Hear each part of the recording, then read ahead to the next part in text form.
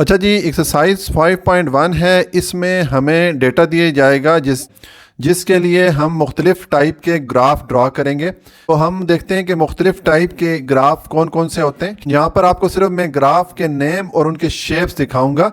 फिर जब हम एक्सरसाइज करेंगे और जिस ग्राफ से रिलेटेड क्वेश्चन होगा तो वहाँ पर फिर मैं आपको बताऊंगा कि ये वाला ग्राफ किस तरह बनता है। ठीक है, तो देखें, जो पहली टाइप है ग्राफ की वो है लाइन ग्राफ। लाइन ग्राफ इस तरह बनता है, इसमें एक्स एक्सिस और वाई एक्सिस के अगेंस्ट पॉइंट ड्रा किए जाते हैं। ठीक है, और इन पॉइंट को फिर मिला दिया जाता है तो ये एक लाइन बन जाती है, इसलिए इसको लाइन ग्राफ कहते हैं। अब ये किस तरह बनाते हैं, इसका जब क्वेश्चन आएगा फिर आपको मैं डिटेल से वहां पे एक्सप्लेन करूंगा। ठीक है, फिर जो दूसरी टाइप का ग्राफ है उसको कहते हैं बार ग्राफ। बार ग्राफ में लाइन के बजाय बार में डेटा शो किया जाता है। ठीक है, इसमें एक्स एक्सिस और वाई एक्सिस की वैल्यू के अगेंस्ट जो है ये बार लगाई जाती है इस तरह। ठीक है, तो ये भी जब इसका क्वेश्चन आएगा फिर आपको मैं बताऊंगा कि ये ग्राफ किस तरह बनता है। ठीक है, उसके बाद नेक्स्ट टाइप है मल्टीपल बार ग्राफ। ये ग्राफ भी बार ग्राफ की तरह ही बनता है, लेकिन इसमें जो ग्राफ की तादाद होती है किसी एक एंट्री के अगेंस्ट वो एक से ज्यादा होती है। ठीक है, जैसे कि यहाँ पर ये 4 नाम है और हर नाम के अगेंस्ट 3-3 ग्राफ बनाए गए हैं। ठीक है, क्योंकि हर एंट्री के अगेंस्ट जो नंबर ऑफ ग्राफ हैं वो एक से ज्यादा है, इसलिए इस ग्राफ को मल्टीपल बार ग्राफ कहते हैं। और ये भी जब क्वेश्चन आएगा फिर आपको मैं डिटेल से बताऊंगा कि ये ग्राफ किस तरह बनता है। और लास्ट जो टाइप है वो है पाई ग्राफ। पाई ग्राफ इस तरह सर्कल की शेप में बनता है। इसमें जो डेटा शो किया जाता है वो जो एरिया ऑफ सेक्टर होता है इस फॉर्म में शो किया जाता है। ठीक है, इसके लिए हमें हर एंट्री के लिए एंगल ऑफ सेक्टर फाइंड करना पड़ता है, क्योंकि ये जो एरिया ऑफ सेक्टर ड्रा करने के लिए हमें एंगल ऑफ सेक्टर की ज़रूरत पड़ती है। अब जब इसका क्वेश्चन आएगा फिर आपको मैं डिटेल से बताऊंगा कि ये एंगल ऑफ सेक्टर किस तरह कैलकुलेट होता है। ठीक है, और हम ये area of sector her entry के लिए किस तरह ड्रा करेंगे। ठीक है, तो ये मुख्तलिफ टाइप्स के ग्राफ हमने देखे। अब हमें जो एक्सरसाइज 5.1 है इसमें इन ग्राफ से रिलेटेड क्वेश्चन दिए जाएंगे। हम मुख्तलिफ किस्म का हमें डेटा दिया जाएगा और हम ये जो मुख्तलिफ टाइप से ग्राफ है इनको ड्रा करेंगे। अच्छा जी, अब एक्सरसाइज 5.1 है, इसमें हमें मुख्तलिफ किस्म का डेटा दिया जाएगा और उस डेटा के लिए हमने ग्राफ बनाने हैं। ठीक है, अच्छा जी, एक्सरसाइज 5.1 है, इसमें हमें डेटा दिया जाएगा। तो क्वेश्चन सॉल्व करने से पहले हम देखते हैं कि डेटा किसको बोलते हैं। ठीक है, हम डेटा के बारे में थोड़ी डिटेल समझते हैं, उसके बाद हम क्वेश्चन की तरफ चलेंगे और क्वेश्चन सॉल्व करेंगे। तो देखें, डेटा का क्या मतलब होता है। The collection of information in the form of facts and figure is called data. कि जब मुख्तलिफ किस्म की इंफॉर्मेशन या मालूमात और आदाद व शुमार को इकट्ठा किया जाए तो उसको डेटा कहते हैं। मसलन मार्क्स ऑफ स्टूडेंट के मार्क्स का डेटा हो सकता है। इसी तरह item sold by a shopkeeper, कि एक दुकानदार जो आइटम या अशिया फ़रोख्त करता है उसका डेटा हो सकता है। इसी तरह sizes and colours of T shirts, के मुख्तलिफ़ किस्म की टी शर्ट के जो साइज़ और कलर्स हैं उसका डेटा हो सकता है। अब डेटा कलेक्ट करने या इकट्ठा करने का फ़ायदा क्या है। तो डेटा में जो मालूमात इकट्ठी की जाती हैं उनकी बुनियाद पे मुख्तलिफ़ किस्म के फ़ैसले लिए जा सकते हैं और हम अपनी जो रोज़मर्रा की ज़िंदगी है उसमें बेहतरी ला सकते हैं। मसलन एक कंपनी किसी इलाके के बारे में ये मालूमात अगर इकट्ठी कर ले कि वहाँ पर कौन से आइटम या कौन से प्रोडक्ट की डिमांड ज़्यादा है, तो वो कंपनी वहाँ पर वो जो मखसूस आइटम है या मखसूस प्रोडक्ट है वो अगर सप्लाई करना शुरू कर दे तो कंपनी अपना बिज़नेस या अपना कारोबार बेहतर बना सकती है। इस तरह हमारी जो रोज़मर्रा ज़िंदगी है उसमें हम डेटा का बहुत ज़्यादा इस्तेमाल करते हैं। अब हम देखते हैं कि डेटा की कितनी किस्में हैं। अच्छा जी, अब टाइप्स ऑफ डेटा में हम देखते हैं कि जो डेटा की टाइप्स होती हैं वो 2 किस्म की होती हैं। एक डिस्क्रीट डेटा कहलाता है और एक टाइप को कॉन्टिन्यूस डेटा कहते हैं। ठीक है, अब जो डिस्क्रीट डेटा होता है उसमें जो इंफॉर्मेशन होती हैं या जो डेटा होता है वो होल नंबर्स में होता है, यानी कि उसमें जो नंबर होते हैं उसमें डेसिमल पॉइंट नहीं होता। For example 15 student, 20 cabs, 10 cars. अब देखें, अब जो स्टूडेंट्स हैं इनको हम होल नंबर में ही दिखा सकते हैं, क्योंकि स्टूडेंट की तादाद 1 हो सकती है, 2 हो सकती है, 5 हो सकती है, यानी कि होल नंबर में हो सकते हैं। हम ये नहीं कह सकते कि 1.5 स्टूडेंट, यानी कि एक स्टूडेंट और आधा स्टूडेंट। इसी तरह केब्स को भी हमें होल नंबर में शो करना होता है, कार्स भी हम जो है होल नंबर में शो करेंगे। तो इस तरह का डेटा जिसको कि होल नंबर में शो किया जाए उसको डिस्क्रीट डेटा बोलेंगे। ठीक है, और दूसरी जो टाइप का डेटा है वो है कॉन्टिन्यूस डेटा। कॉन्टिन्यूस डेटा में जो इन्फॉर्मेशन दी जाती हैं वो डेसिमल पॉइंट में होती हैं, ठीक है। उसमें जो इन्फॉर्मेशन होती है वो अशारिया में आ सकती हैं। फॉर एग्जांपल हाइट है, वेट है या डिस्टेंस है। अब देखें इन तीनों को हम कॉन्टिन्यूस डेटा में शो कर सकते हैं। मसलन किसी की हाइट 5 फीट हो सकती है तो किसी की 5.5 भी हो सकती है, ठीक है, यानी कि 5.5 फुट हो सकती है। इसी तरह किसी चीज़ का वेट 2.5 kg हो सकता है या 4 kg हो सकता है, ठीक है। इसी तरह डिस्टेंस जो है वो 2 किलोमीटर भी हो सकता है, 2.5 भी हो सकता है। यानी कि जो कॉन्टिन्यूस डेटा है उसमें जो इन्फॉर्मेशन आएंगी वो डेसिमल नंबर या अशारिया वाला जो नंबर होता है उसमें हम शो करते हैं। अब ये जो दोनों टाइप्स ऑफ डेटा है, डिस्क्रीट और कॉन्टिन्यूस, इनको फिर आगे मजीद दो टाइप्स में डिवाइड कर दिया जाता है। एक होता है ग्रुप डेटा और एक होता है अनग्रुप डेटा। इसी तरह कॉन्टिन्यूस डेटा को भी ग्रुप डेटा और अनग्रुप डेटा में डिवाइड कर दिया जाता है। जो अनग्रुप डेटा होता है इसमें जो इन्फॉर्मेशन दी जाती है वो प्रॉपरली अरेंज नहीं होती, ठीक है। उसमें जो डेटा होता है उसमें बहुत ज़्यादा डिटेल में मालूमात नहीं होती। जबकि जो ग्रुप डेटा होता है इसमें जो डेटा दिया जाता है उसको प्रॉपरली अरेंज कर दिया जाता है, उसको मुख्तलिफ ग्रुप की शक्ल दी जाती है, ठीक है, और उन ग्रुप से हमें उस डेटा के बारे में ज़्यादा इन्फॉर्मेशन मिल रही होती है, ठीक है। अब ये जो ग्रुप और अनग्रुप डेटा है ये जब हम क्वेश्चन करेंगे तो वहाँ पर इनको हम फिर मज़ीद डिस्कस करेंगे, ठीक है। तो ये हमारे पास जो बेसिक इन्फॉर्मेशन हो गई डेटा के बारे में। अब हम एक्सरसाइज की तरफ चलते हैं और जो हमें मुख्तलिफ किस्म का डेटा दिया गया है उनके लिए हम ग्राफ बनाते हैं।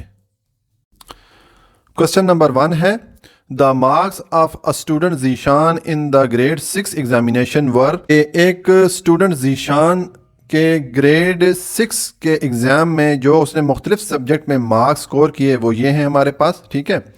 Show these marks by drawing N appropriate graph. तो हमने इन मार्क्स को ग्राफ की शक्ल में शो करना है। इन मार्क्स के लिए हम ग्राफ बनाएंगे। तो देखें अब यहाँ पर चूँकि मुख्तलिफ सब्जेक्ट्स के मार्क्स आ रहे हैं, ठीक है, यानी कि मुख्तलिफ कैटेगरीज बन जाती हैं, तो फिर इस किस्म के डेटा के लिए हम बार ग्राफ बनाते हैं। तो अब इस डेटा के लिए हम बार ग्राफ बनाएंगे। तो ग्राफ बनाने के लिए सबसे पहले तो उसका टाइटल देना पड़ता है। तो मैंने टाइटल लिखा है bar graph showing the marks of Zeeshan in different subject, कि ये जो ग्राफ है ये जीशान के मुख्तलिफ सब्जेक्ट में जो उसने मार्क्स स्कोर किए उसके लिए हम बना रहे हैं। अब इसमें मैंने एक लाइन लगा दी एक्स एक्सिस की और एक लाइन मैंने लगा दी वाई एक्सिस की, ठीक है। अब एक्स एक्सिस पे मैं क्या शो कर रहा हूँ, जो मुख्तलिफ सब्जेक्ट्स हैं जीशान के, हम फ़र्ज़ करते हैं कि वो subject A B C D E और एफ़ है, ठीक है। आप यहाँ पर सब्जेक्ट के नाम भी लिख सकते हैं जैसे इंग्लिश, मैथ, उर्दू, इस्लामियात, इस तरह आप नाम भी लिख सकते हैं, लेकिन मैंने थोड़ा शॉर्ट रखने के लिए सब्जेक्ट्स को ए बी सी डी ई और एफ़ के को रख दिया कि ये उसके मुख्तलिफ सब्जेक्ट्स हैं जो जिसमें उसने मार्क्स लिए हैं। और वाई एक्सिस पे मैं मार्क्स शो कर रहा हूँ, ठीक है। यहाँ पर मैं 0 से लेके 100 तक मैंने मार्क्स शो कर दिए। अब देखें ये जो एक्स एक्सिस है इस पे जो सब्जेक्ट शो हो रहे हैं इसमें ये एक कॉलम एक सब्जेक्ट को शो कर रहा है, ये वाला कॉलम सब्जेक्ट ए को शो कर रहा है, ये वाला कॉलम सब्जेक्ट बी को शो कर रहा है, ये वाला सी को, ये डी को, इस तरह ये एक एक कॉलम एक सब्जेक्ट को शो कर रहे हैं। और वाई एक्सिस पे एक बॉक्स 10 मार्क्स के इक्वल है, यानी कि यहाँ से लेके यहाँ तक 10 मार्क्स हो गए, फिर ये दूसरे बॉक्स से तीसरे बॉक्स तक 20 मार्क्स हो गए, इस तरह फिर 30, फिर 40 और ये 100 तक चले जाते हैं।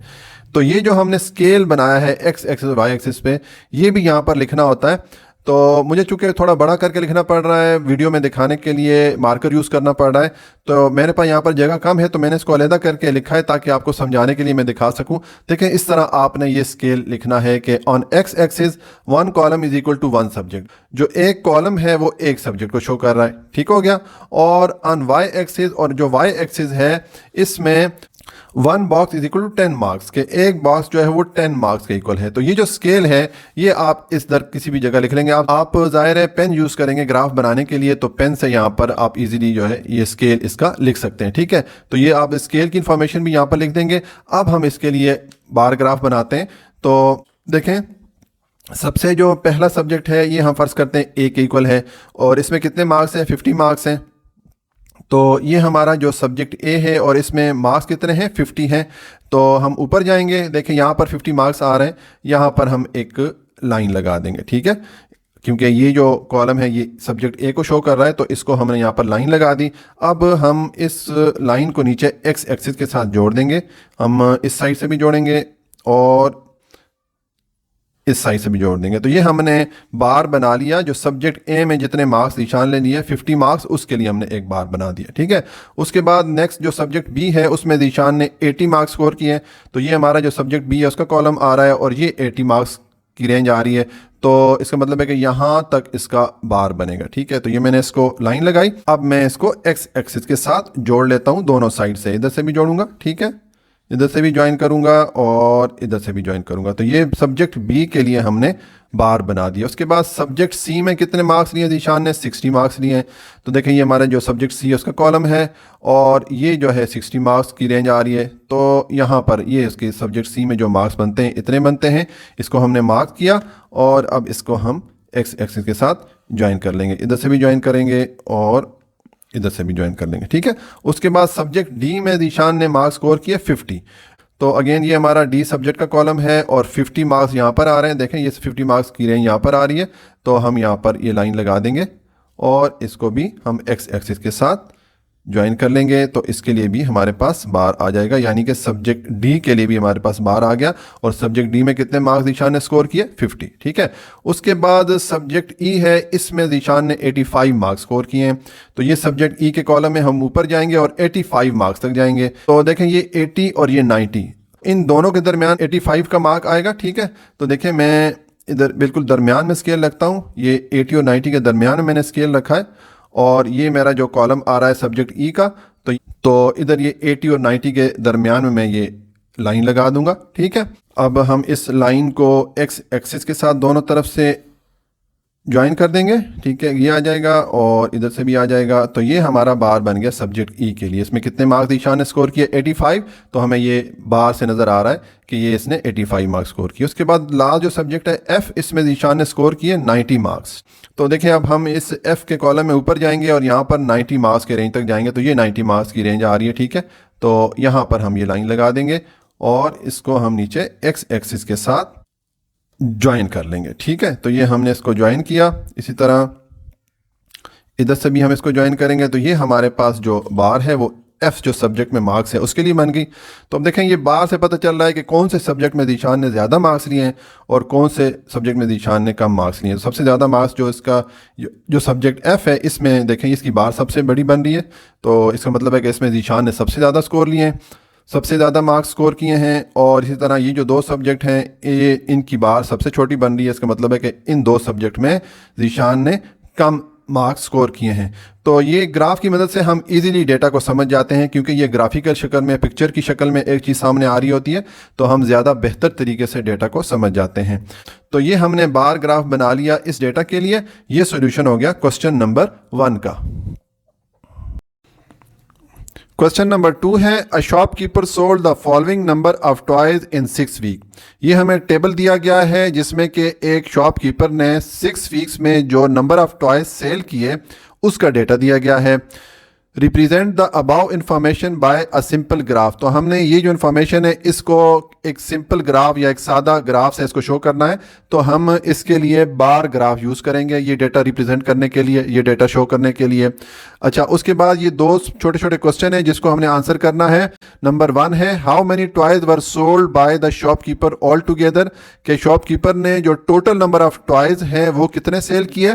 और क्वेश्चन नंबर 2 है, in which week the maximum and least number of toys were sold, कि कौन से हफ्ते में शॉपकीपर या दुकानदार ने सबसे ज़्यादा टॉयज या खिलौने सेल किए और कौन से हफ्ते में शॉपकीपर ने सबसे कम टॉय सेल किए। तो हम इन दो क्वेश्चन का आंसर भी लिखेंगे। अच्छा जी, अब क्वेश्चन नंबर 2 का सोल्यूशन है। हमें ये टेबल दिया गया है। इस टेबल से हमें पता चल रहा है कि 6 वीक में से हर वीक में कितने नंबर ऑफ टॉयज सेल हुए, ठीक है। अब इस डेटा के लिए हम बार ग्राफ बनाएंगे। तो सबसे पहले हम ग्राफ का टाइटल देते होते हैं। देखिए मैंने टाइटल में लिखा है graph showing number of toys sold in 6 week, कि ये जो ग्राफ है इसमें हमें क्या पता चलेगा कि 6 वीक्स में से हर वीक में कितने टॉयज सेल हुए, ठीक है। अब इसके लिए सबसे पहले मैंने ग्राफ के लिए एक्स एक्सिस की लाइन लगाई और फिर वाई एक्सिस की लाइन लगाई। एक्स एक्सिस के साथ मैंने जो वीक्स हैं, नंबर ऑफ वीक्स, वो मैंने यहाँ पर लिख दिया, ठीक है। और जो वाई एक्सिस है, यहाँ पर मैंने नंबर ऑफ टॉयज लिख दिए, ठीक है। अब यहाँ पर जो एक्स एक्सिस पे ये जो एक बॉक्स है ये एक वीक को शो कर रहा है, ये वीक 1 है, ये वीक 2 है, ठीक है, ये वीक 3 है, ये वीक 4, इस तरह एंड सो ऑन। इसी तरह वाई एक्सिस पे ये जो एक बॉक्स है ये 10 टॉयज को शो कर रहा है, ठीक है। यहाँ से ये 0 से लेके यहाँ तक ये 10 हो गए, फिर ये सेकेंड बॉक्स से लेके थर्ड बॉक्स के दरमियान 10 टॉयज और आ गए तो ये 20 हो गए, इसी तरह 30, 40 एंड सो ऑन, ठीक है। तो ये जो हमने एक्स एक्सिस और वाई एक्सिस पे जो स्केल बनाया इसको हमें यहाँ पर लिखना होता है। अब मुझे चूंकि वीडियो में थोड़ा बड़ा दिखाने के लिए मार्कर से लिखना पड़ता है तो मेरे पास यहाँ पर जगह कम होती है, तो मैंने इसको अलग करके लिखा है आपको समझाने के लिए। आपने ये चीज़ यहाँ पर लिख देनी है कि ऑन एक्स एक्सिस जो हमारा स्केल है, on x axis 1 square is equal to 1 week, ठीक है, और on y axis 1 square is equal to 10 toys. आपने ये स्केल जो है यहाँ पर लिख देना है, ठीक है। अब हम इसके लिए बार बनाते हैं, ठीक है। तो देखें, सबसे पहले हमारे पास जो फर्स्ट वीक में कितने नंबर ऑफ टॉयज सेल हुए, 120 हुए, ये हमारा फर्स्ट वीक है, इसका कॉलम आ रहा है, ठीक है।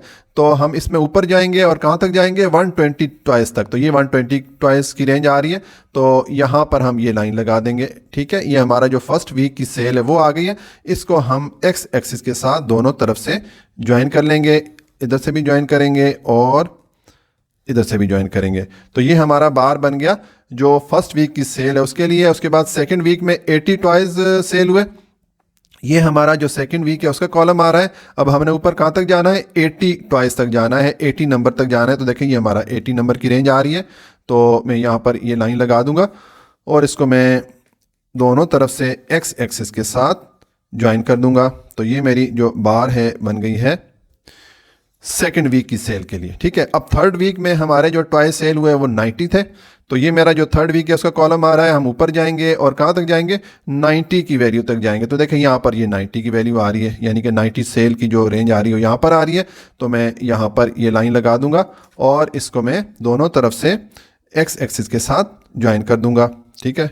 एक इधर से भी ज्वाइन कर देंगे और इधर से भी ज्वाइन कर देंगे। तो ये मेरी जो थर्ड वीक है उसकी सेल के लिए बार बन गया, ठीक है। उसके बाद ये फोर्थ वीक है, इसमें जो total number of toys sale हुए 125 थे, ठीक है।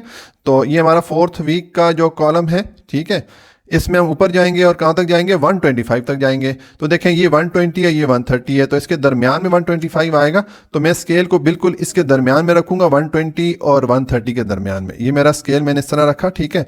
और ये मेरा जो फोर्थ वीक है इसका कॉलम है, तो हम यहाँ पर ये बिल्कुल इसके दरमियान में हम ये लाइन लगा देंगे। ये हमारी रेंज आ गई 125 टॉयज की, ठीक है। अब इसको हम दोनों तरफ से एक्स एक्सिस के साथ मिला देंगे, इधर से भी मिलाएंगे और इधर से भी मिलाएंगे। तो ये हमारा जो फोर्थ वीक की सेल है उसके लिए ग्राफ हमने बना लिया।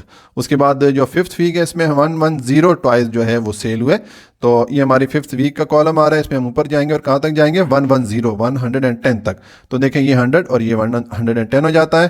तो यहाँ पर अगर हम आएंगे ये इसकी रेंज आ रही है और ये हमारा जो फिफ्थ वीक है उसका कॉलम आ रहा है। तो हम यहाँ पर ये लाइन लगा देंगे, ये 110 की रेंज देखें ये आ रही है, ठीक है। अब इसको भी हम एक्स एक्सिस के साथ ज्वाइन कर लेंगे,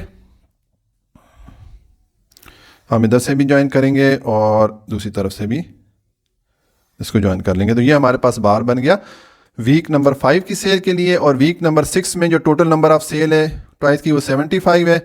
ये हमारा जो वीक 6 है इसका कॉलम आ रहा है। इसमें हम ऊपर जाएंगे और कहाँ तक जाएंगे, 75 तक जाएंगे। तो देखें ये हमारा 70 आ रहा है, ये 80 आ रहा है, तो इसके दरमियान में 75 आएगा। तो हम स्केल को बिल्कुल इसके दरमियान में रखेंगे, ठीक है, सीधा करके।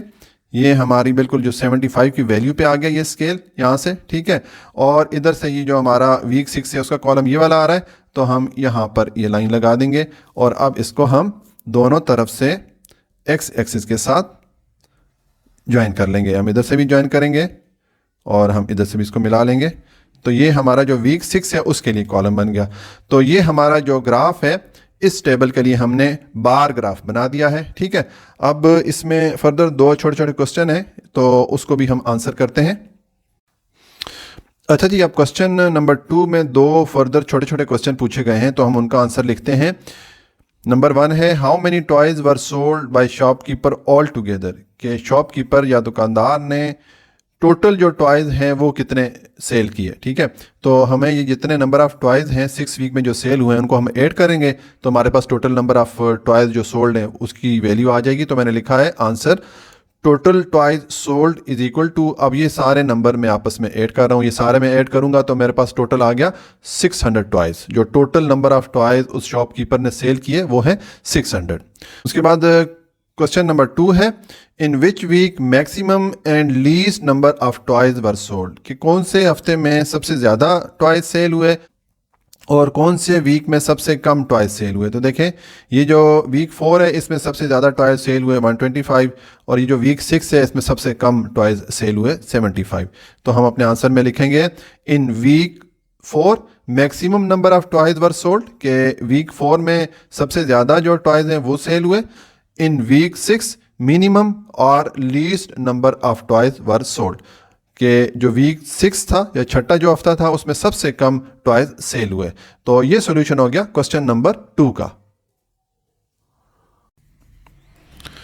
क्वेश्चन नंबर 3 है draw an appropriate graph to show the point out of 100 scored by 4 student in 3 games. ये हमें एक टेबल दिया गया है जिसमें 4 स्टूडेंट ने 3 मुख्तलिफ गेम्स में पार्टिसिपेट किया और उन्होंने हर गेम में जो पॉइंट स्कोर किए वो डेटा हमने यहाँ पर लिख दिया।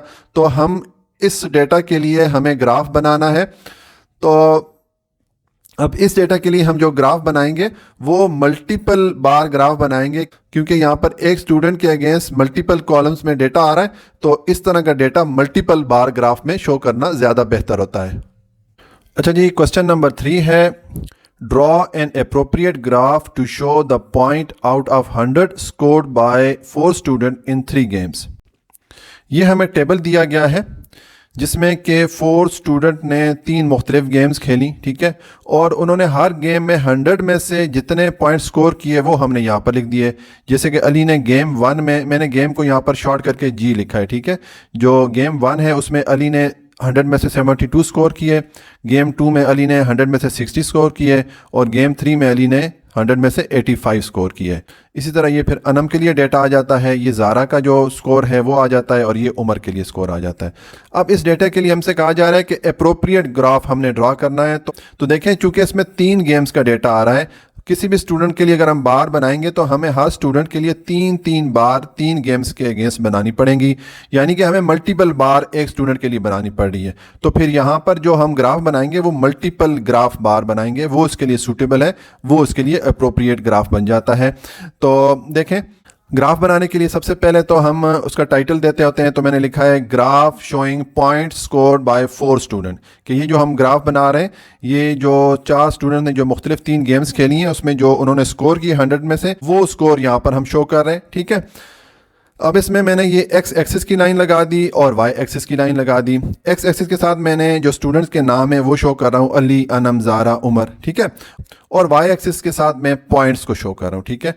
अब यहाँ पर जो एक बॉक्स है वो 10 पॉइंट के इक्वल है, तो ये पहले बॉक्स के लिए 10 पॉइंट्स आ जाते हैं, फिर दूसरे से तीसरे बॉक्स के दरमियान 10 पॉइंट और ऐड हो जाएंगे तो 20 हो जाएंगे, फिर 30 हो जाएंगे एंड सो ऑन। मैं इसको 100 तक ले गया हूँ जो पॉइंट्स हैं, ठीक है। और ये जो एक्स एक्सिस में मैंने जो स्टूडेंट के नाम लिखे, अब हर स्टूडेंट के लिए हमने चूंकि 3 गेम्स में जो उसने स्कोर किया उसके बार बनाएंगे। तो अब अली के लिए हम ये एक कॉलम गेम 1 के लिए, ये दूसरा कॉलम गेम 2 के लिए और ये तीसरा कॉलम हम गेम 3 के लिए हम इसको यूज़ करेंगे, यहाँ पर बार बनाएंगे। इसी तरह फिर अनम के लिए भी ये कॉलम 1 गेम 1 के लिए, कॉलम 2 में गेम 2 के लिए हम बार बनाएंगे और जो कॉलम 3 है इसमें हम गेम 3 के लिए हम बार बनाएंगे। इसी तरह फिर ज़ारा और उमर के लिए बनाएंगे। अब चूंकि हर स्टूडेंट के लिए हमें एक से ज़्यादा बार्स बनानी पड़ रही हैं, हमारे पास 3 गेम्स हैं, तो हम जब ग्राफ बना लें तो हमें उससे ये मालूम होना चाहिए कि कौन सी बार कौन से गेम के लिए है। तो उसके लिए हमने यहाँ पर एक की लिखी है, यानी कि जो गेम 1 है उसका जो बॉक्सेस है उसको हम ग्रीन कलर से शो करेंगे, गेम 2 को हम ऑरेंज कलर से शो करेंगे और जो गेम 3 है उसकी जो बॉक्सेस होंगी उसको हम ब्लू कलर से शो करेंगे। तो इस तरह हमें उस ग्राफ को रीड करने में आसानी होगी, क्योंकि हमें इस की से मालूम पड़ जाएगा कि कौन सी गेम के लिए कौन सी बार बनी हुई है, ठीक है। तो मैं अली के लिए पहले ग्राफ बनाता हूँ। देखें अब अली की जो गेम 1 में जो उसने स्कोर किया है वो है 72, ठीक है। तो देखिए अब ये पहले वाला कॉलम हम गेम 1 के लिए इसको यूज़ करते हैं।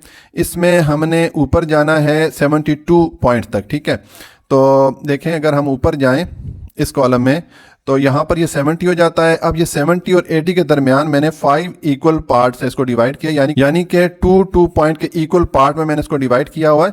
तो इसका मतलब है ये 70 है तो यहाँ पर ये 72 हो जाता है, ठीक है।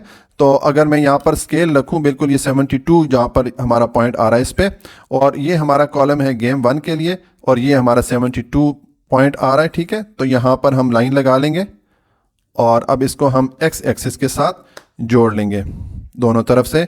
यहाँ से भी हम इसको एक्स एक्सिस के साथ जोड़ेंगे और यहाँ से भी हम इसको एक्स एक्सिस के साथ जोड़ेंगे। तो ये अली का जो गेम 1 का जो स्कोर है उसके लिए हमने बार बना ली। अब गेम 2 में अली ने कितना स्कोर किया, 60 पॉइंट स्कोर किए। तो ये गेम 2 के लिए कॉलम है और इसमें कितना स्कोर किया अली ने, 60 पॉइंट। देखिए ये 60 आ रहा है, यानी कि ये जो वैल्यू है ये वहाँ पर हम लाइन लगा देंगे।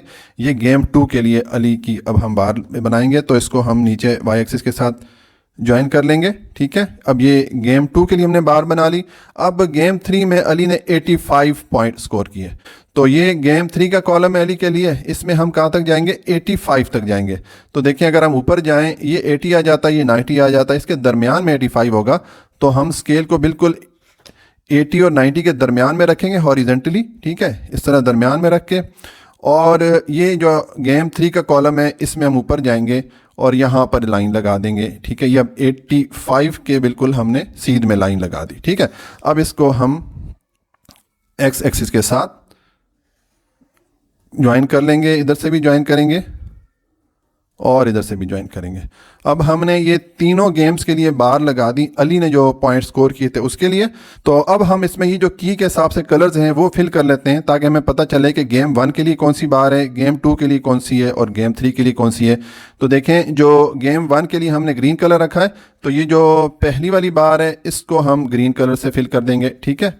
तो ये मैं इसको ग्रीन कलर से फिल करता हूँ, ये सारा मैं इसको थ्रू आउट ये मैं ग्रीन कलर से फिल कर देता हूँ, ठीक है। ये हमारा जो गेम 1 के लिए बार है वो आ गई है, ठीक है। और उसके बाद गेम 2 के लिए हमने ऑरेंज कलर रखा है, तो इसके जो बॉक्सेस हैं ये जो कॉलम है इसको हम ऑरेंज कलर से फिल कर लेते हैं।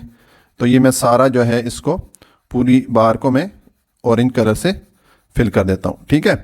अगर आपके पास कलर ना हो तो आप कोई मतलब कोई ख़ास किस्म का कोई शेप ही इसको दे सकते हैं, कोई आसान सी कोई शेप इसको दे के आप जो बार है उनको डिफ्रेंशिएट कर सकते हैं, अलग-अलग गेम के लिए बार को शो कर सकते हैं, ठीक है। उसके बाद ब्लू कलर है गेम 3 के लिए, तो इसको हम जो बार 3 है इसको हम ब्लू कलर से फिल कर लेंगे, ठीक है।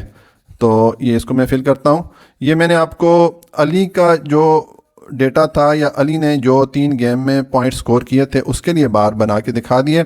अब चूंकि अगर इस तरह मैं बाकी स्टूडेंट्स के लिए भी करूँ तो हमारी वीडियो बहुत लंबी बन जाएगी, तो बाकी स्टूडेंट के लिए मैं जल्दी से बार बना के फिर आपको वापस वीडियो में आता हूँ और इस क्वेश्चन को कंप्लीट करके दिखाता हूँ, ठीक हो गया। अच्छा जी, तो ये जो रिमेनिंग 3 स्टूडेंट थे उनके लिए भी मैंने ये मल्टीपल बार यहाँ पे बना ली है, ठीक है। देखिए अगर अनम का अगर हम देखना चाहें तो अनम के लिए जो गेम 1 में जो वैल्यू थी, जो उसने जो पॉइंट स्कोर किए थे वो 48 थे। तो देखें ये बार है जो गेम 1 के लिए मैंने बनाई है, तो इसके लिए 40 और 50 के दरमियान मैंने 2 पॉइंट के इक्वल पार्ट में इसको डिवाइड कर दिया। अब ये 2, 4, 6 और 8, 48 यहाँ पर हो जाता है। तो यहाँ पर मैंने ये लाइन लगा दी इसके लिए गेम 1 के लिए। गेम 2 में 50 पॉइंट्स आ रहे थे, तो ये देखें ये 50 पॉइंट आ रहे हैं और ये गेम 2 का कॉलम आ रहा है, तो यहाँ पर ये 50 की रेंज में मैंने गेम 2 के लिए बार बना दी। और इसी तरह गेम 3 में अनम ने कितने पॉइंट स्कोर किए थे, 75 स्कोर किए थे, तो ये गेम 3 के लिए कॉलम है, ठीक है। और इसमें कितने पॉइंट स्कोर किए अनम ने, 75 किए हैं। तो हम 70 और 80 के बिल्कुल दरमियान में मैंने यहाँ पर ये लाइन लगा दी और इसको मैंने एक्स एक्सिस के साथ जोड़ दिया। तो ये गेम 3 के लिए हमने बार बना दी। इसी तरह बाकी स्टूडेंट्स के लिए मैंने ये स्टेप फॉलो किए। तो ये हमने कंप्लीट जो मल्टीपल बार ग्राफ है इस डेटा के लिए हमने बना दिया। अब यहाँ पर देखें मैंने तो ये बार्स को या ये की जो है डिफरेंट कलर में मैंने शो कर दिए। सम टाइम अगर आपके पास कलर्स ना हो, ठीक है, बाज़ों का स्टूडेंट भूल जाता है कलर लाना या इस तरह, तो उसके लिए ये जो बॉक्सेस या स्केयर्स हैं इनको आप कोई भी आसान से मुख्तलिफ किस्म के शेप दे दीजिए। फॉर एग्जांपल अगर मेरे पास कलर ना होता तो मैं क्या करता, जैसे कि यहाँ पर अब ये की मैंने मुख्तलिफ कलर में शो किया है, तो यहाँ पर फिर मैं अगर कलर ना होते तो मैं एक बॉक्स को इस तरह शो कर लेता, गेम 1 के लिए मैं इस तरह का स्केयर शो कर लेता, गेम 2 के लिए मैं इस तरह का स्केयर शो कर लेता, और गेम 3 के लिए मैं इस तरह का स्केयर शो कर लेता। कोई इस किस्म का आप शेप दे दें जिसपे हमारा ज़्यादा टाइम वेस्ट ना हो, ताकि हमारा question with in time solve हो जाए, क्योंकि ज़ाहिर है हमने टाइम को भी तो माइंड में रखना होता है। तो ये इसका एक अल्टरनेटिव हल है। अगर आपके पास कलर ना हो तो आप इस तरह इनको मुख्तलिफ शेप देकर ये बार आप डिफ्रेंशिएट कर सकते हैं। ठीक है, तो ये सोल्यूशन हो गया क्वेश्चन नंबर 3 का। क्वेश्चन नंबर 4 है, the following are the runs made in a 2-day cricket match by the student in a high school. के नीचे ये हमें एक टेबल दिया गया है, इसमें एक हाई स्कूल में स्टूडेंट ने 2 रोज़ा क्रिकेट मैच में जो स्कोर बनाए वो इस टेबल में दर्ज हैं। ठीक है, draw an appropriate graph for the following data. तो इस डेटा के लिए जो ग्राफ मुनासिब है वो हम इसके लिए ड्रॉ करेंगे। तो इस डेटा में भी देखें हर स्टूडेंट के अगेंस्ट 2-2 दिन का स्कोर आ रहा है, यानी कि मल्टीपल डेटा एक स्टूडेंट के सामने आ रहा है, यानी कि एक स्टूडेंट के लिए मल्टीपल एंट्रीज आ रही हैं। तो इस केस में भी हम मल्टीपल बार ग्राफ ड्रॉ करेंगे, वो इस डेटा को ज़्यादा बेहतर तरीके से रिप्रेजेंट करेगा। अच्छा जी, अब क्वेश्चन नंबर 4 का सोल्यूशन है। ये हमें टेबल दिया गया है जो कि एक स्कूल के स्टूडेंट्स ने जो 2 दिन का मैच खेला और उन्होंने उन 2 दिनों में जो स्कोर्स बनाए वो यहाँ पर इस टेबल में दे दिए गए। अब मसलन जावेद ने फर्स्ट डे में 55 रन स्कोर किए और सेकंड डे में उसने 90 रन स्कोर किए। इसी तरह हमज़ा ने फर्स्ट डे में 60 और सेकंड डे में 25 रन स्कोर किए। इसी तरह ये बाकी प्लेयर्स या स्टूडेंट जो थे उनके स्कोर्स हमें दे दिए गए। इसके लिए हम अप्रोप्रिएट ग्राफ हमें बनाने को कहा गया, यानी कि इसके लिए कौन सा ग्राफ मुनासिब होगा, कौन सा ग्राफ इसके लिए ठीक होगा। तो देखें यहाँ पर हर स्टूडेंट या प्लेयर के लिए हमें 2-2 दिन का डेटा दिया गया है, तो हमें हर स्टूडेंट के लिए 2 ग्राफ बनाने पड़ेंगे। ठीक है, तो इसलिए हमें यहाँ पर मल्टीपल बार ग्राफ बनाना पड़ेगा, क्योंकि हमें हर स्टूडेंट के लिए 2-2 बार बनानी पड़ेंगी। तो देखें यहाँ पर अब हम मल्टीपल बार ग्राफ बनाएंगे। उसके लिए मैंने ये एक्स एक्सिस की लाइन लगाई और ये मैंने वाई एक्सिस की लाइन लगाई। एक्स एक्सिस पे मैंने जो स्टूडेंट्स हैं जिन्होंने मैच खेला उनके नाम लिख दिए और वाई एक्सिस पे मैंने स्कोर्स लिख दिए। ठीक है, अब ये जो एक स्केयर है या एक बॉक्स है वो 10 रन के इक्वल है। तो ये देखें यहाँ से लेकर यहाँ तक ये 10 हो गया, फिर ये नेक्स्ट बॉक्स जो सेकंड बॉक्स है थर्ड बॉक्स के दरमियान 10 रन ऐड करें तो 20 हो जाएगा। इसी तरह ये 30, 40 एंड सो ऑन 100 तक मैं इसको ले गया। ठीक है, और ये जो एक्स एक्सिस पे है, अब यहाँ पर हर खिलाड़ी के लिए हमने 2 दिन का स्कोर शो करना है। तो देखें जावेद के लिए मैंने ये 2 कॉलम, ये डे 1 का स्कोर यहाँ पर आ जाएगा और ये इस कॉलम में डे 2 का स्कोर आ जाएगा। ठीक है, इसी तरह हमजा के लिए ये एक कॉलम डे 1 के स्कोर के लिए है और ये दूसरा कॉलम डे 2 के स्कोर के लिए है, और बाकी प्लेयर्स के लिए भी हम इस तरह करेंगे। अब यहाँ पर जो बार्स हम बनाएंगे वो चूंकि 2 दिन का स्कोर शो करेंगे तो हमें थोड़ा डिफ्रेंशिएट करना पड़ेगा, थोड़ा अलग से उसको दिखाना पड़ेगा कि डे 1 का स्कोर कौन सा है और डे 2 का स्कोर कौन सा है। तो उसके लिए हमने ये की बना ली है। इसमें क्या है कि जो ऑरेंज कलर की बार बनेगी, ठीक है, जिस बार में ऑरेंज कलर की बॉक्सेस होंगी वो जो स्कोर होगा वो फर्स्ट डे का शो होगा, और जिस बार में जो स्केयर या बॉक्सेस होंगी ब्लू कलर की होंगी वो सेकंड डे का स्कोर शो करेगी। ठीक है, इससे हमें पता चल जाएगा कि डे 1 का स्कोर कौन सा है और डे 2 का स्कोर कौन सा है। ठीक है, तो अब हम जो जावेद का स्कोर है उसके लिए हम यहाँ पर ग्राफ बनाते हैं या बार बनाते हैं। ठीक है, तो देखें जावेद ने पहले दिन क्या स्कोर किया, 55 किया। तो ये जावेद का जो डे 1 के लिए हमने कॉलम ये वाला रखा है। ठीक है, तो इसमें हम ऊपर जाएंगे और कहाँ तक जाएंगे, 55 तक। तो देखें ये 50 है, ये 60 है, इसके बिल्कुल दरमियान में हम स्केयर रखते हैं। ठीक है, ये 50 और 60 के दरमियान में ये 55 की रेंज आ जाती है।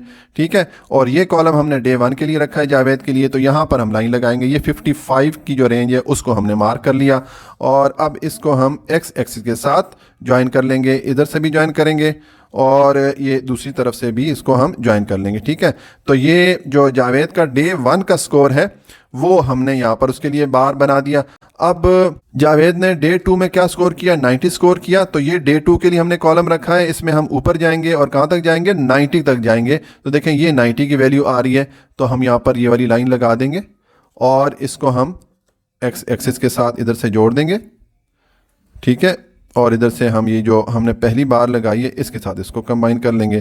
तो ये हमने दूसरी बार लगा ली। जो डे 2 का स्कोर जावेद का है वो यहाँ पर आ गया।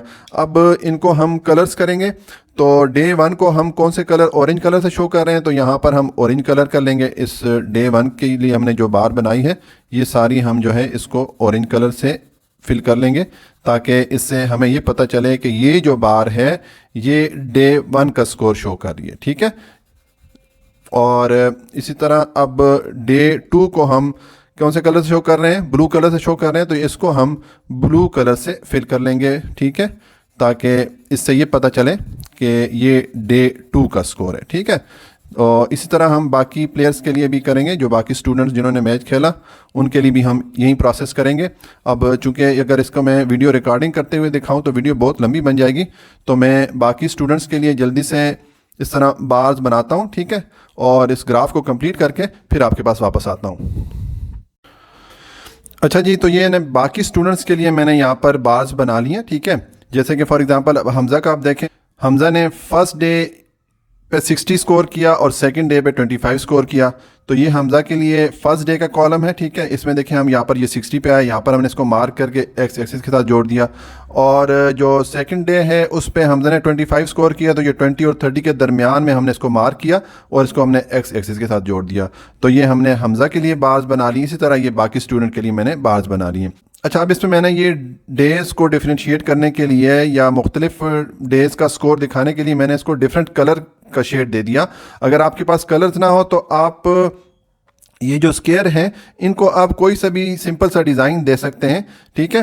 फॉर एग्जांपल अगर मेरे पास कलर ना होते तो मैं इस तरह का कोई ये की इस तरह बना लेता। ठीक है, कि डे 1 को मैं इस तरह स्केयर से शो करता और डे 2 को मैं इस तरह स्केयर से शो करता। ठीक है, मतलब इस तरह की आप शेप दें जो कि जल्दी से बन जाए और आपका क्वेश्चन ज़्यादा टाइम ना ले, क्योंकि ज़ाहिर है हमने टाइम को भी ज़हन में रखना होता है कि हम अपना जो क्वेश्चन है वो विद इन टाइम सॉल्व कर सकें। तो इस केस में फिर हम क्या करते हैं, ये जो हमारी बार्स बनी हुई है उसके लिए अब ये जो डे 1 की बार है इसमें हम हर स्केयर के अंदर इस तरह हम क्रॉस लगा लेते हैं। ठीक है, कलर्स करने के बजाय। और डे 2 के लिए हम हर स्केयर के अंदर इस तरह 3-3 लाइन लगा लेते हैं। तो उससे भी हम फिर डिफ्रेंशिएट कर पाते हैं कि ये कॉलम जो है डे 1 के लिए है और ये कॉलम जो है डे 2 के लिए। ठीक है, तो ये सॉल्यूशन हो गया क्वेश्चन नंबर 4 का।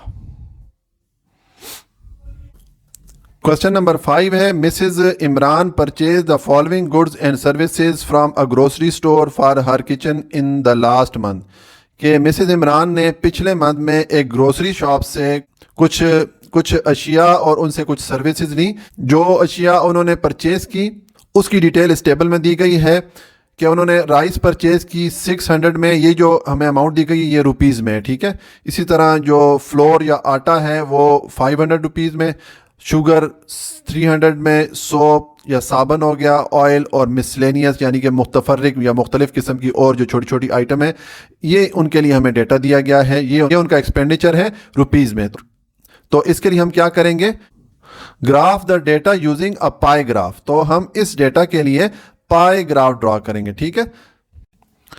अच्छा जी, अब क्वेश्चन नंबर 5 का सॉल्यूशन है। हमें जो डेटा दिया गया था उसको मैंने इस तरह कॉलम की फॉर्म में लिख दिया है। ये हमारा कॉलम आ गया गुड्स एंड सर्विसेज का। ये वो चीज़ें जो कि मिसेस इमरान ने पिछले महीने में ख़रीदी उनके नाम हमने यहाँ पर लिख दिए। और यहाँ पर एक्सपेंडिचर का कॉलम आ गया, यानी कि जो खर्चा आया इन रुपीज़। ठीक है, रुपीज़ में ये हमने यहाँ पर शो कर दिया। अब हमने इस डेटा के लिए पाई ग्राफ बनाना है। ठीक है, तो जैसा कि मैंने आपको पाई ग्राफ के इंट्रोडक्शन में बताया था कि पाई ग्राफ एक सर्कल की शेप में बनता है। ठीक है, और इसके लिए हमें एंगल ऑफ सेक्टर पहले कैलकुलेट करना पड़ता है हर आइटम के लिए। तो एंगल ऑफ सेक्टर किस तरह कैलकुलेट किया जाता है, हमें जितनी आइटम दी जाती हैं उनका हम टोटल करते हैं। जैसे यहाँ पर हमने टोटल किया इन सारी आइटम्स का, तो ये हमारे पास 2600 बन गया। अब जब हमारे पास टोटल आ गया तो हर आइटम का एंगल ऑफ सेक्टर हम किस तरह कैलकुलेट करेंगे, हम उस आइटम की वैल्यू लेंगे। जैसे यहाँ पर हमने 600 लिया और इसको डिवाइड करेंगे टोटल वैल्यू से जो हमने इन आइटम का टोटल किया है। तो ये 2600 से ने इसको डिवाइड किया और इसको मल्टीप्लाई करेंगे 360 डिग्री से।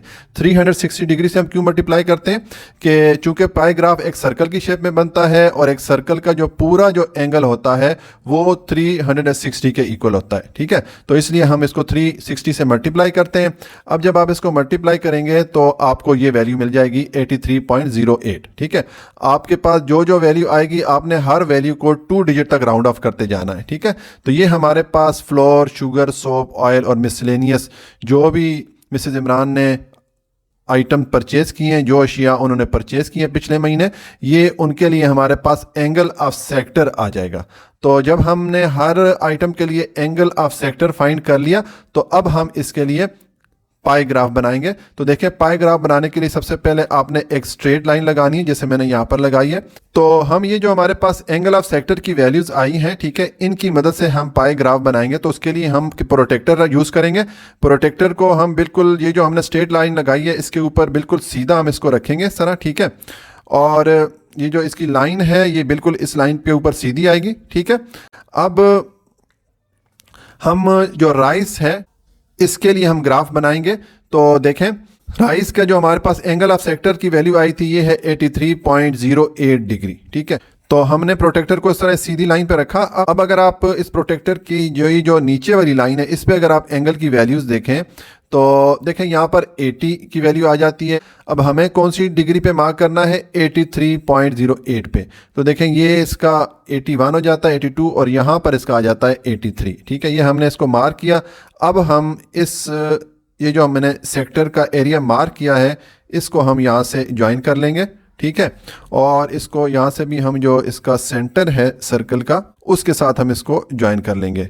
तो ये जब इसको ज्वाइन करेंगे ये हमारे पास सेक्टर का एरिया आ गया, किसके लिए, राइस के लिए। तो यहाँ पर हमारे पास जो एंगल की वैल्यू है वो क्या है, वो है 83.08 डिग्री, ठीक है। और ये कौन से आइटम के लिए हमने ये सेक्टर का एरिया बनाया या ग्राफ कौन से आइटम के लिए बनाया, राइस के लिए। तो मैं यहाँ पर लिख लूँगा राइस, ठीक है। उसके बाद नेक्स्ट है फ्लोर या आटा। देखें इसका जो एंगल ऑफ सेक्टर है इसकी वैल्यू है 69.23। तो ये मैं प्रोटेक्टर को अगेन बिल्कुल इसकी जो ये वाली लाइन है इसके ये जो हमने जो लाइन लगाई है इसके ऊपर बिल्कुल हम इसको सीधा करके रखेंगे, ठीक है। ये हमने प्रोटेक्टर को सीधा करके रखा। अब हमने जो एंगल है हमारे पास क्या है, 69.23। देखें अगेन ये इसकी जो नीचे वाली जो लाइन है इस पे हम जाएंगे तो यहाँ पर देखें ये 60 हो जाता है, ये 70 हो जाता है। हमें 69 चाहिए तो 70 से एक पॉइंट पीछे हम यहाँ पर मार्क कर देंगे, ठीक है। और इस सेक्टर को हम यहाँ से ज्वाइन कर देंगे पिछले वाले सेक्टर के साथ, ठीक है। ये हमने ज्वाइन किया और इसको यहाँ से भी हम ज्वाइन कर देंगे अब सर्कल का जो सेंटर है उसके साथ, ये हम इस तरह ज्वाइन करेंगे। और यहाँ पर जो एंगल की वैल्यू है ये क्या है, ये है 69.23 डिग्री। और ये सेक्टर का एरिया कौन से आइटम के लिए है, फ्लोर के लिए है। तो यहाँ पर हम लिख लेंगे फ्लोर, ठीक है। तो इसी तरह अब ये जो बाकी हमारे पास आइटम रहेंगे इनके लिए भी मैं एरिया ऑफ सेक्टर बनाता हूँ और इस पाई ग्राफ को कंप्लीट करके फिर आपकी तरफ वापस आता हूँ। अगर मैं इस तरह दिखाऊंगा तो फिर हमारी वीडियो बहुत लंबी बन जाएगी। अच्छा जी, तो ये जो रिमेनिंग आइटम थे उसके लिए मैंने ये एरिया ऑफ सेक्टर मैंने ड्रॉ कर लिया, ठीक है। जैसे कि ये शुगर के लिए अब जो एंगल ऑफ सेक्टर की वैल्यू आ रही थी 41.54, तो मैंने प्रोटेक्टर को इस लाइन पे इस तरह रखा, ठीक है। और यहाँ पर आके ये 41 के करीब मैंने आके इसको मार्क कर दिया और इसको मैंने ज्वाइन कर दिया। इसी तरह फिर सोप के लिए, ऑयल के लिए और मिसलेनियस जो परचेज थी उसके लिए मैंने ये सारे जो है एरिया ऑफ सेक्टर ड्रॉ कर लिया। तो ये हमारा पाई चार्ट बन जाता है। अब पाई चार्ट बनाते टाइम आपको एक चीज़ का ख्याल रखना है कि जब आप ये एंगल ऑफ सेक्टर कैलकुलेट करेंगे तो इसका टोटल जो है वापस आपको 360 मिलना चाहिए। अगर इसका टोटल 360 नहीं होगा, इन सब को अगर हम ऐड करें 360 नहीं होगा तो फिर हमारा आंसर करेक्ट नहीं होगा, ठीक है। तो ये सॉल्यूशन हो गया क्वेश्चन नंबर 5 का। क्वेश्चन नंबर 6 है, a shirt making company prepared the following number of shirts with different colours, draw a pie chart for the following data. ये हमें एक टेबल दिया गया है जिसमें कि एक शर्ट बनाने वाली कंपनी ने मुख्तलिफ कलर्स की जो शर्ट तैयार की उनका डेटा है कि जो रेड कलर थी वो 50 उस कंपनी ने तैयार की। इसी तरह ब्लू या नीली जो शर्ट है वो 60 है, ग्रीन 35 है। इस तरह उस कंपनी ने जो मुख्तलिफ कलर की शर्ट्स हैं वो उसने तैयार की, ठीक है। ये उनकी तादाद है। तो इसके लिए हम पाई ग्राफ या पाई चार्ट बनाएंगे। ग्राफ या चार्ट का मतलब एक ही होता है, ठीक है। अच्छा जी, अब क्वेश्चन नंबर 6 का सोल्यूशन है। हमें जो टेबल दिया गया था जिसमें कि कंपनी ने मुख्तलिफ कलर की जो शर्ट परचेज़ की थी उस टेबल को हमने यहाँ कॉलम की सूरत में लिख दिया, ठीक है। ये हमने कलर्स के लिए कॉलम लिख दिया और ये हमने उसके सामने जितनी टी शर्ट परचेज की गई थी वो हमने लिख दी हर कलर के सामने, ठीक है। अब हमने इस डेटा के लिए पाई ग्राफ बनाना है। तो जैसे कि आपको पिछले क्वेश्चन में मैंने बताया और पाई ग्राफ के इंट्रोडक्शन में बताया कि हमें पाई ग्राफ बनाने के लिए जो वैल्यू दी जाती है हर वैल्यू के लिए एंगल ऑफ सेक्टर की वैल्यू फाइंड करना पड़ती है।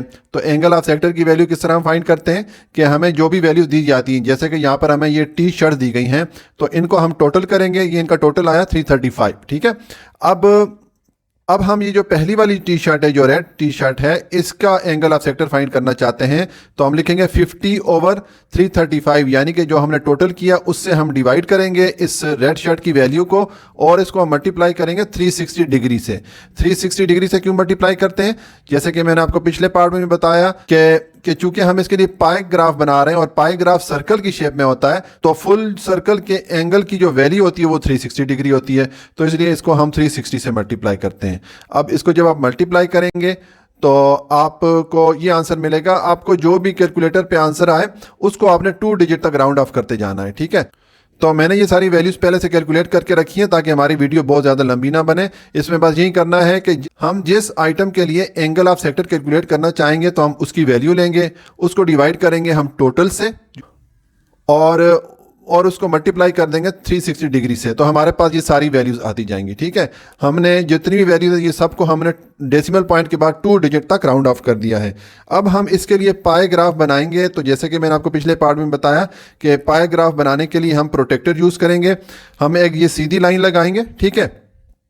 अब हम ये जो पहली वैल्यू है, पहली जो टी शर्ट है, जो रेड टी शर्ट है, इसके लिए हम एरिया ऑफ सेक्टर ड्रॉ करेंगे। तो ये हमारे पास एंगल ऑफ सेक्टर है, तो हम ये प्रोटेक्टर लेंगे और प्रोटेक्टर की ही जो नीचे वाली हॉरिजॉन्टल लाइन है, ये जो जीरो एंगल यहाँ पे आ रहा है, इसको इस लाइन पे बिल्कुल सीधा करके हम रखेंगे, ठीक है। हम इसको बिल्कुल इसके देखें, मैंने इसको सीधा करके रखा। अब ये हमारा जो जीरो एंगल है बिल्कुल इस लाइन के ऊपर आ रहा है, ठीक है। और ये आप अगर ये नीचे से अगर ये नीचे वाली वैल्यूज चेक करें तो हमने कहाँ तक जाना है। अब देखें हमारे पास जो पहली वैल्यू है वो है 53.73 डिग्री, ठीक है। तो हम यहाँ से चलेंगे, ये हमारा 50 आ जाता है और ये 51, 52 और 53.73 है तो ऑलमोस्ट 54 हो जाता है। तो तकरीबन हम यहाँ पर ये 54 के करीब इसको थोड़ा सा उससे पीछे जो है इसको हम मार्क कर देंगे। ये हमने मार्क किया और अब इसको हम यहाँ से इसकी आर्क ड्रॉ करके यहाँ से इसको ज्वाइन कर देंगे, ठीक है। ये हमने इसको ज्वाइन कर दिया और अब यहाँ से हम स्ट्रेट लाइन लगा के इस जो हमारा इसका सेंटर है उससे हम इसको ज्वाइन करेंगे, ठीक है। अब ये हमने एरिया ऑफ सेक्टर ड्रॉ कर लिया रेड टी शर्ट के लिए, ठीक है। इसका एंगल ऑफ सेक्टर की वैल्यू क्या थी? ये थी 53.73 डिग्री, ठीक हो गया। और ये एरिया ऑफ सेक्टर कौन सी टी शर्ट को रिप्रेजेंट कर रहा है, कौन सी टी शर्ट को शो कर रहा है? तो ये रेड टी शर्ट को शो कर रहा है, तो यहाँ पर हम लिख लेंगे रेड, ठीक है। अब नेक्स्ट जो टी शर्ट है ब्लू है, तो ब्लू के लिए हमारे पास जो एंगल ऑफ सेक्टर की वैल्यू है ये 64.48, ठीक है। तो हम अगेन प्रोटेक्टर को लेंगे। ये जो हमारी लाइन है इसके ऊपर हम ये इसकी जो ये जीरो एंगल वाली लाइन है, जो हॉरिजॉन्टल लाइन है, बिल्कुल इसके ऊपर हम सीधा रखेंगे इसको, ठीक है। और यहाँ पे हमने इसको यहाँ से सेंटर से मिलाया और इसको बिल्कुल इसके ऊपर सीधा रखेंगे। तो ये प्रोटेक्टर की जो जीरो एंगल वाली लाइन है ये बिल्कुल इस लाइन पर सीधी आ गई, ठीक है। अब हमने वैल्यू चेक करनी है। नेक्स्ट वैल्यू क्या है? 64.48। तो हम ये इसमें जो नीचे वाली वैल्यूज है इनको चेक करते हुए आगे चलेंगे। ये देखें ये 60 आ जाता है। ये 65 से एक पॉइंट पीछे हम यहाँ पर ये पॉइंट ड्रॉ कर लेंगे और इस आर्क को मिला लेंगे। ये पिछले जो सेक्टर के एरिया हमने जो ड्रॉ किया था उसके साथ हमने इसको मिला लिया, ठीक है। और अब इसको हम यहाँ से भी स्ट्रेट लाइन से सेंटर के साथ मिला लेंगे, इसको यहाँ से मिलाएंगे। तो ये एरिया ऑफ सेक्टर कौन सी टी शर्ट को रिप्रेजेंट कर रहा है? ब्लू को रिप्रेजेंट कर रहा है और इसका जो एंगल ऑफ सेक्टर की वैल्यू है वो है 64.48। तो ये मैं एंगल ऑफ सेक्टर की वैल्यू लिखता हूँ 64.48 डिग्री और यहाँ पर हम लिख लेंगे ब्लू टी शर्ट लिख लेंगे, क्योंकि ये जो एरिया ऑफ सेक्टर है ये ब्लू टी शर्ट के लिए है, ठीक हो गया।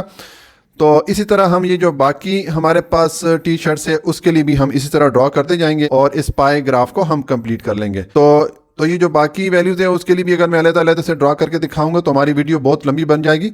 तो मैं इनके लिए जल्दी से ड्रा करके इस पाई ग्राफ को कंप्लीट करता हूँ, फिर आपके पास वापस आता हूँ। अच्छा जी, अब ये जो रिमेनिंग हमारे पास टी शर्ट थी उनके लिए भी मैंने एरिया ऑफ सेक्टर यहाँ पर ड्रॉ कर लिया। तो ये हमारा पाई चार्ट कंप्लीट हो जाता है। अब इसमें आपने एक चीज़ का ख्याल रखना है, आपने वही स्टेप रिपीट करने जो कि मैंने आपको ये पहली 2 टी शर्ट को ड्रा करने के लिए बताए थे, ठीक है। अच्छा, अब इसमें आपने एक चीज़ का ख्याल रखना है कि ये आपने जो एंगल ऑफ सेक्टर कैलकुलेट किया है इनका अगर हम टोटल करें तो ये 360 डिग्री आना चाहिए, तभी हमारा जो ग्राफ होगा वो करेक्ट होगा, ठीक है। तो ये सोल्यूशन हो जाता है क्वेश्चन नंबर 6 का। क्वेश्चन नंबर 7 है, a factory makes fertilizer and sold in 5 cities. That is 15% sold in city A, 20% sold in city B, 25% sold in city C, 35% in city D and 5% sold in city E. कि एक factory जो कि fertiliser या खाद बनाकर 5 मुख्तलिफ शहरों में फरोख्त करती है, उसने जो फर्टिलाइजर सेल की उसकी डिटेल ये है कि सिटी ए में 15% है, सिटी बी में 20%, सिटी सी में 25%, सिटी डी में 35% और सिटी ई में 5% उसने फर्टिलाइजर सेल की। Draw a suitable graph to represent this information. तो हमें इसके लिए एक मुनासिब ग्राफ ड्रॉ करना है जो कि इस डेटा को मुनासिब तरीके से शो कर सके। तो देखिए इसमें परसेंटेजेस आ रही हैं, तो परसेंटेजेस को शो करने के लिए जो मुनासिब या बेहतर ग्राफ है वो है पाई ग्राफ। तो हम इस डेटा के लिए पाई ग्राफ ड्रॉ करेंगे। अच्छा जी, अब क्वेश्चन नंबर 7 का सोल्यूशन है जो कि एक फैक्ट्री फर्टिलाइज़र या खाद बना के मुख्तलिफ शहरों में सप्लाई करती है, ठीक है। उनकी यहाँ पर परसेंटेजेस हैं कि सिटी ए में 15% फर्टिलाइज़र या खाद सेल की जाती है, ठीक है। इसी तरह सिटी बी में 20%, सिटी सी में 25 एंड सो ऑन। तो अब इसके लिए हमने ग्राफ बनाना है, तो देखें इसके लिए भी हम पाई ग्राफ बनाएंगे क्योंकि यहाँ पर हमें परसेंटेजेस दी गई हैं। तो अगर डेटा परसेंटेजेस में दिया गया हो तो उसको पाई ग्राफ ज़्यादा बेहतर तरीके से रिप्रेजेंट करता है, ठीक है। इसलिए हम इस डेटा के लिए पाई ग्राफ बनाएंगे। तो देखें अब पाई ग्राफ के लिए जैसा कि मैंने आपको पिछले 2 क्वेश्चन में बताया था कि हमें एंगल ऑफ सेक्टर फाइंड करना पड़ता है हर वैल्यू के लिए। तो एंगल ऑफ सेक्टर किसी भी आइटम या किसी भी कैटेगरी के लिए किस तरह फाइंड करते हैं कि फॉर एग्जाम्पल यहाँ पर अगर हम इस ए सिटी ए के लिए मालूम करना चाहें तो हम ये इसकी वैल्यू लिखेंगे, डिवाइड बाय टोटल करेंगे। अब यहाँ पर टोटल क्या होगा, क्योंकि ये परसेंटेजेस में है तो यहाँ पर टोटल 100 होगा, क्योंकि परसेंटेज का मतलब 100 होता है, यानी कि 15% है, 15 आउट ऑफ 100 है, तो ये 15 डिवाइडेड बाय 100 कर लेंगे और इंटू 360 डिग्री कर लेंगे। अगेन मैं रिपीट करता हूँ कि 360 डिग्री से हम किस लिए मल्टीप्लाई करते हैं कि चूंकि हमने पाई ग्राफ बनाना होता है, पाई ग्राफ एक सर्कल की शेप में होता है और एक सर्कल का जो टोटल एंगल होता है उसकी वैल्यू 360 डिग्री होती है, इसलिए हम इसको 360 डिग्री से मल्टीप्लाई करते हैं। अब जब आप इसको सॉल्व करेंगे तो आपको ये वैल्यू मिल जाएगी 54 डिग्री, ठीक है। इसी तरह फिर सिटी बी के लिए हम कैलकुलेट करेंगे, ये 20% है तो 20 और डिवाइड करेंगे उसको 100 से, मल्टीप्लाई करेंगे 360 से, तो इसकी वैल्यू हमारे पास आ जाएगी 72, ठीक है। इसी तरह ये बाकी जितनी सिटीज हैं सबके लिए हम ये एंगल ऑफ सेक्टर फाइंड करेंगे, ठीक है। अब हमारे पास हर सिटी के लिए एंगल ऑफ सेक्टर की वैल्यू आ गई है। तो अब इसके लिए हम पाई ग्राफ बनाते हैं। तो देखें पाई ग्राफ के लिए सबसे पहले तो आपने एक स्ट्रेट लाइन लगानी होती है, ठीक है। उसके बाद आपने प्रोटेक्टर लेना है, प्रोटेक्टर की मदद से आपने ये ग्राफ ड्रा करना होता है। तो देखें अगर मैं इसको थोड़ा करीब करके दिखाऊं तो इसमें अगर ये लाइन देखें, यहाँ पर ये 0 एंगल आ रहा है, ये वाली लाइन। तो हमने इस लाइन को, हमने ये जो स्ट्रेट लाइन ड्रॉ की है इसके बिल्कुल ऊपर हमने रखना है। तो ये हमने जो बेस लाइन लगाई थी, ठीक है, उसके बिल्कुल एग्जैक्ट ऊपर हमने जो प्रोटेक्टर की बेस लाइन थी उसको रख दिया, यानी कि जो 0 एंगल वाली लाइन थी उसको हमने रख दिया। अब सिटी ए के लिए जो सेक्टर की वैल्यू है वो 54 डिग्री। तो देखें हम यहाँ से मूव करेंगे, ये 0 डिग्री है, इस तरह चलते जाएंगे, ये 50 डिग्री आ गया, ये 55 है, तो 55 से एक पॉइंट पीछे हम इसको मार्क कर देंगे, ठीक है। और इस आर्क को हम इस जो हमने ये लाइन शुरू में ड्रॉ की थी उससे हम मिला लेंगे, ठीक है। और हम फिर यहां से इसको सेंटर के साथ स्ट्रेट लाइन से मिला लेंगे। ये हमने इसको सेंटर से मिलाया तो ये हमारे पास एरिया ऑफ सेक्टर किसके लिए आ गया, ये जो सिटी ए में जो फर्टिलाइजर सेल हुई, ठीक है, उसकी वैल्यू के लिए हमारे पास ये एरिया ऑफ सेक्टर आ गया। तो यहां पर जो एंगल ऑफ सेक्टर है ये है 54 डिग्री, ठीक है, ये मैं लिख लेता हूँ। और ये हमने एरिया चूंकि सिटी ए के लिए बनाया है तो यहाँ पर मैं लिख लेता हूँ सिटी ए। ठीक हो गया। उसके बाद सिटी बी के लिए देखें, ये इसकी जो वैल्यू है एरिया ऑफ सेक्टर की ये है 72। तो अब हम अगेन प्रोटेक्टर को लेंगे। अब हमारी ये वाली बेस लाइन बन जाएगी और हम ये जो प्रोटेक्टर की जो जीरो एंगल वाली लाइन है या जो बेस लाइन है ये हम इसके ऊपर बिल्कुल एग्जैक्ट करके रखेंगे इस तरह। ठीक है, तो ये हम इसको बिल्कुल इसके ऊपर रखेंगे। ये हमने प्रोटेक्टर की जो जीरो एंगल वाली लाइन थी, ठीक है, उसको हमने अपनी जो बेस लाइन है उसके बिल्कुल एग्जैक्ट ऊपर रख दिया। ठीक हो गया। और अब जो है देखें यहाँ पर हमारे पास एंगल ऑफ सेक्टर की वैल्यू है 72। तो हम यहाँ से मूव करेंगे, ये जो जीरो एंगल है यहाँ से हम स्टार्ट करेंगे। ठीक है, तो यहाँ पर आए देखें ये 70 हो जाता है और 70 से आगे 72 है तो हम यहाँ से 2 पॉइंट आगे मूव कर लेंगे। ये हम आगे इसको मूव किया और अब ये आर्क हम वापस इसको मिला लेंगे जो पिछला हमारा सेक्टर एरिया बना था उसके साथ। ठीक है, तो ये हमने इसको आर्क लगाई और अब इसको हम स्ट्रेट लाइन से सेंटर के साथ अगेन जोड़ लेंगे जैसे कि हमने इस सेक्टर का एरिया जोड़ा था। तो इसको जब आप जोड़ेंगे तो ये हमारे पास एरिया ऑफ सेक्टर किसके लिए आ गया, सिटी बी में जो फर्टिलाइजर सप्लाई हो रही है या सेल हो रही है, ठीक है, उसके लिए। तो इसका जो एंगल ऑफ सेक्टर की वैल्यू थी ये थी 72 डिग्री और ये हम यहां पर लिख लेंगे कि ये जो एरिया है ये है सिटी बी के लिए। ठीक हो गया।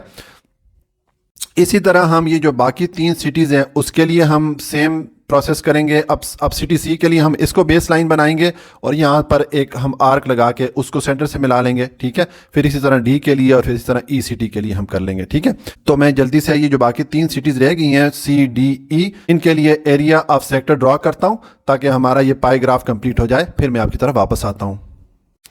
जी, तो ये मैंने जो रिमेनिंग 3 सिटीज थी सी डी और ई उनके लिए भी एरिया ऑफ सेक्टर यहाँ पर ड्रॉ कर लिया। ठीक है, मैंने सेम प्रोसेस किया है कि सिटी जो सी था इसके लिए मैंने बेस लाइन को ये वाली बेस लाइन रखी और इस पे मैंने प्रोटेक्टर को रख के यहाँ पर आर्क ड्रॉ की इस तरह। ठीक है, और सिटी डी के लिए फिर ये वाली लाइन इसको मैंने बेस लाइन रख के इसके ऊपर प्रोटेक्टर को रखा। ठीक है, और यहाँ पर मैंने ड्रॉ की। इसी तरह फिर सिटी ई के लिए भी मैंने ये एरिया ऑफ सेक्टर को ड्रॉ किया।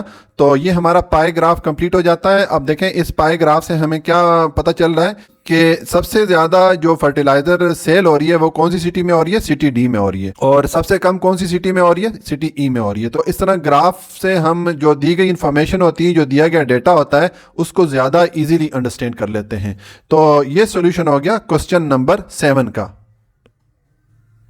क्वेश्चन नंबर 8 है the distribution of message in pounds of 100 student is given, draw a suitable graph to represent the data।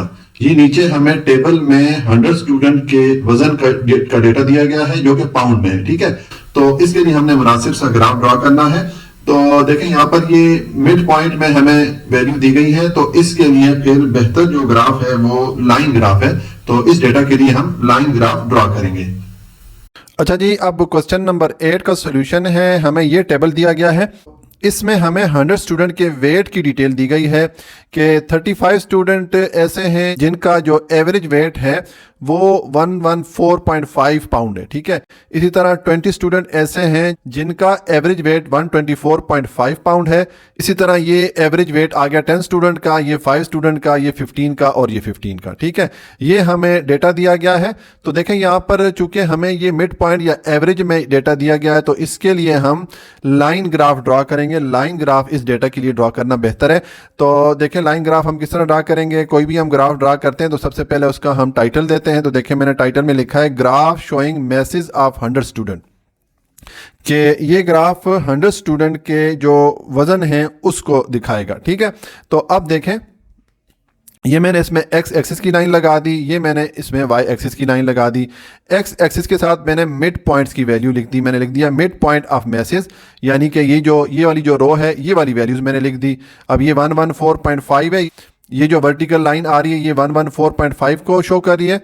उसके बाद 124.5 के लिए ये वाली लाइन हो जाएगी। ठीक है, उसके बाद 134.5 के लिए ये वाली लाइन होगी एंड सो ऑन। और वाई एक्सिस पे आ गया फ्रीक्वेंसी। ये जो फ्रीक्वेंसीज का डेटा दिया गया है वो हम वाई एक्सिस के अलॉन्ग शो करेंगे। तो इसमें जो एक स्क्वायर है इसको मैंने 5 फ्रीक्वेंसीज के इक्वल रखा है। ये जो एक स्क्वायर या एक बॉक्स है इसको मैंने 5 फ्रीक्वेंसीज के इक्वल रखा है। तो देखें यहाँ से लेके यहाँ तक 5 फ्रीक्वेंसीज, फिर यहाँ से लेके यहाँ तक 10, फिर 15, फिर 20, 20 एंड सो ऑन, ये मैं 40 तक ले गया, ठीक है, क्योंकि हमारे पास मैक्सिमम वैल्यू 35 है, तो हमारे लिए इतना इनफ है, 40 तक जाना इनफ है, ठीक है। अब हम इसके लिए लाइन ग्राफ ड्रॉ करेंगे। तो देखें, अब ये जो पहली वाली एंट्री है, इसमें मिड पॉइंट की वैल्यू है 114.5 और फ्रीक्वेंसी की वैल्यू है 35। तो ये हमारा 114.5 की लाइन आ रही है, हम इसमें ऊपर जाएंगे और कहाँ तक जाएंगे, 35 तक। तो देखें, ये 35 आ गया, वाई एक्सिस की वैल्यू 35 है और एक्स एक्सिस की वैल्यू 114.5 है। तो हम यहाँ पर एक पॉइंट ड्रॉ कर लेंगे, ठीक हो गया। उसके बाद नेक्स्ट एंट्री है, इसमें मिड पॉइंट की वैल्यू है 124.5, यानी कि ये वाली आ जाएगी, ये वाली लाइन आएगी, और फ्रीक्वेंसी की वैल्यू है 20। तो हम यहाँ से ऊपर जाएंगे, यहाँ पर ये 20 आ रहा है, तो हम इस वाले पॉइंट, यहाँ पर हम पॉइंट ड्रॉ कर देंगे, ठीक हो गया। उसके बाद नेक्स्ट एंट्री है 134.5 है मिड पॉइंट की वैल्यू, यानी कि हम यहाँ से ऊपर जाएंगे और फ्रीक्वेंसी की वैल्यू है 10। तो ये हमारी 10 की वैल्यू आ जाती है। तो हम इस तरह जब ऊपर जाएंगे, यहाँ पर हम पॉइंट ड्रॉ कर लेंगे, ठीक हो गया। ये एक्स एक्सिस की वैल्यू आ गई 134.5 और ये वाई एक्सिस की वैल्यू आ गई 10, ठीक है। उसके बाद नेक्स्ट एंट्री है, एक्स एक्सिस है 114.5 और वाई एक्सिस है 5। तो ये हमारा एक्स एक्सिस पे देखिए 114.5 है और इस पे अब हम ऊपर जाएंगे, ये वाई एक्सिस की वैल्यू क्या है, 5 है। तो यहाँ पर हमारा ये 5 आ जाता है, तो इस यहाँ पर हम एक पॉइंट ड्रॉ कर लेंगे। उसके बाद नेक्स्ट जो है, एक्स एक्सिस की वैल्यू है 114.5, यहाँ पर हम आएंगे और वाई एक्सिस की वैल्यू है 15, हम ऊपर जाएंगे, ये 15 की वैल्यू आ रही है, तो हम यहाँ पर ये पॉइंट ड्रॉ कर लेंगे, ठीक है, ये हो गया। और उसके बाद लास्ट है 164.5 एक्स एक्सिस की वैल्यू, तो ये हमारा 164.5 आ रहा है और वाई एक्सिस की वैल्यू 15 है, ऊपर जाएंगे हम, यहाँ पर ये वाला 15 आ रहा है, तो हम यहाँ पर पॉइंट ड्रॉ कर लेंगे। अब ये जितने पॉइंट हमने ड्रॉ किए हैं, इनको हम आपस में ज्वाइन कर लेंगे। देखिए, ये मैं ज्वाइन कर रहा हूँ, ये आ गया 114.5 से 124.5 के दरमियान हमने ज्वाइन किया। अब हम इस नेक्स्ट पॉइंट को ज्वाइन करेंगे, ये आ गया 124.5 से 134.5 तक, और अब इस पॉइंट को ज्वाइन करें, ये आ गया 134.5 से 144.5 तक, और अब ये 144.5 से 154.5 तक हम इसको ज्वाइन करेंगे। तो ये इसको ज्वाइन किया, ठीक है, और लास्ट आ गया 154.5 से 164.5 तक, तो इसको भी हम आपस में ज्वाइन कर लेंगे। तो ये हमारा जो है लाइन ग्राफ हमने बना लिया इस डेटा के लिए। ये सॉल्यूशन हो गया क्वेश्चन नंबर 8 का।